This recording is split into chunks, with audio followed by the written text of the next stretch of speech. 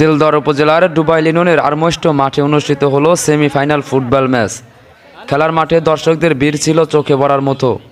মাঠের চারপাশে যেন উৎসবমুখর পরিবেশ। গ্রামের মানুষ ছোট বড় সবার ভিড় জমে গিয়েছিল এই খেলা উপভোগ করতে।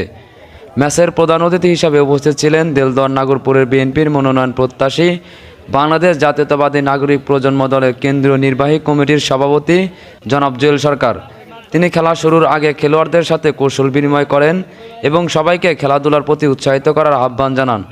এ সময় আরও উপস্থিত ছিলেন দিলদর উপজেলার যুবদলের সভাপতি ও তালুকদার শিবলু। তিনি বলেন, গ্রাম বাংলার মানুষ আজও খেলাধুলাকে বুকে লালন করে।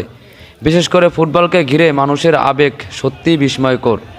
খেলা চলাকালীন মাঠের প্রতিটি মুহূর্ত দর্শকরা প্রাণ ভরে উপভোগ করেছেন। কারো মুখে শীষ, কারো মুখে করতালি, আবার কেউ বা প্রিয় দলের সমর্থনে উল্লাসে মেতে ওঠেন। মনে হচ্ছিল এ যেন শুধু একটা ফুটবল খেলা নয়, বরং গ্রামীণ ঐক্য আর আনন্দের এক মহামিলন মেলা। শেষ পর্যন্ত খেলার ফলাফল যাই হোক না কেন, এদিন মাঠে যে পরিবেশ সৃষ্টি হয়েছিল তা নিঃসন্দেহে দিলদরবাসীর মনে দীর্ঘদিন জায়গা করে থাকবে।